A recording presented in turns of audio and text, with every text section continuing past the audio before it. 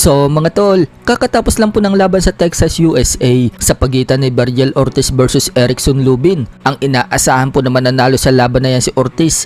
Ganyan po ang nangyari. Tinalo po ni Ortiz itong si Lubin via technical knockout sa round 2. Hindi po kinaya ni Lubin mga tol ang lakas ni Ortiz. Na corner nga po itong si Lubin mga tol. At hindi na nakaganti sa mga power shot ni Vergel Ortiz. Nang tamaan ito sa panga. Kaya pumagitna na po agad yung referee mga tol para itigil yung laban. Dahil sa panalo ni Ortiz, siya pa rin po ang WBC Interim Super Welterweight Champion. At nananatili pa rin po siyang walang talo. Umabante na po ang record niya sa 24-0 habang bumagsak naman po ang record ni Lubin sa 27 wins and 3 losses. Patungo ng World Champion si Vergel Ortiz sa mga susunod nitong laban at pwede rin siyang mapromote bilang full champion kapag ibinakante ang WBC Super Welterweight World Title na pagmamay-ari ngayon ni Sebastian Fundora. Sa kabilang banda naman mga tol, nasa Amerika na po si pambansang kamao legend Manny Pacquiao. Special guest po kasi si Manny Pacquiao mga tol sa laban ng kanyang anak na si Jimwell Pacquiao sa professional debut nito sa California, USA.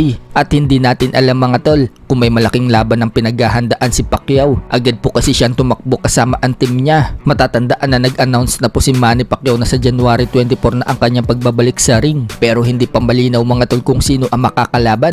Marami kasing pangalan na binabanggit si Manny Pacquiao. Nandyan si WBA Welterweight World Champion Rolly Romero, Vasily Lomachenko at Floyd Mayweather Jr. So antabayanan na lang po natin ang official announcement ni Manny Pacquiao. Sa ibang banda naman mga tol, biglang sikat talaga itong anak ni Manny Pacquiao na si Eman Bacosa Pacquiao. Matapos po kasi mapansin si Eman Bacosa Pacquiao noong lumaban ito sa Trilla in Manila to sa Smart Araneta Coliseum noong October 29 at manalo. Bukod sa napansin ang galing nito sa boxing, hawig pa daw nito si Piolo Pascual. At ngayon mga tol, na KMJS pa si Eman Bacosa Pacquiao. Shiner pa nga po ni Eman Bacosa na kasama nito si Jessica Soho at mamayang gabi ipapalabas siya sa KMJS. Mukhang mas lalo magbubus ang kasikatan ni Eman Bacosa mga tol at mukhang hahakot na naman ito na maraming casual fans na tutulong sa kanya sa pag-angat ng karir niya sa darating na panahon. Sa ibang banda naman mga tol, puspusan na po sa pag-iinsayo si future Hall of Fame Nonito Donaire Jr. Halos isang buwan na lang po kasi mahigit ang paghahanda niya sa laban niya sa Japan